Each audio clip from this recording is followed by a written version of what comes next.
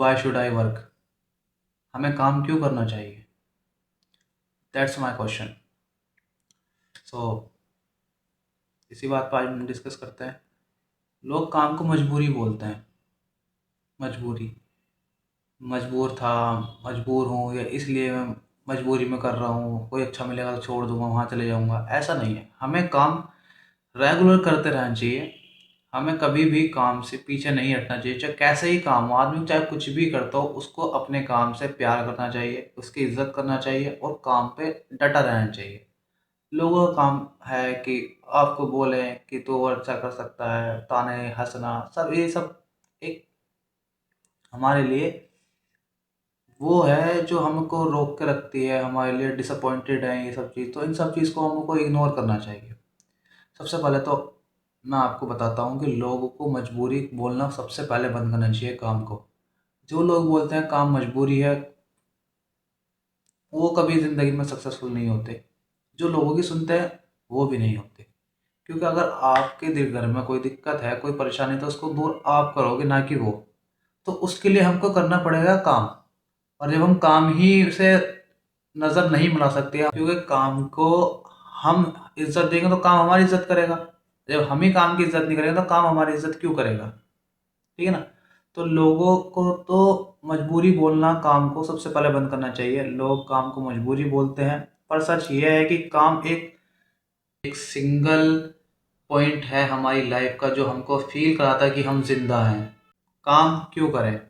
क्योंकि काम वो भाषा है जिसमें हम अपने भविष्य को मैसेज भेजते हैं कि हम जिंदा हैं और हम आने वाले समय में अपने समय को बदलने वाले हैं।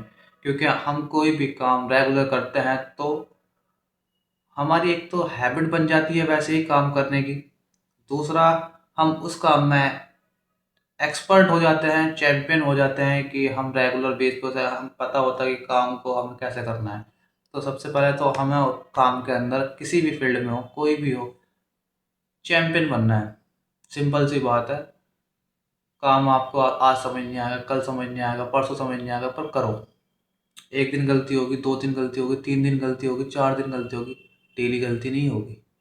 10 दिन बाद गलती नहीं होगी, 15 दिन बाद गलती नहीं होगी, क्योंकि उस काम की आपको आदत बन चुकी होगी। और आपको जब अपनी काम करने की आदत बन गई एक बार, तो भाई साहब आपको आपके फील्ड में कोई भी नहीं हरा सकता।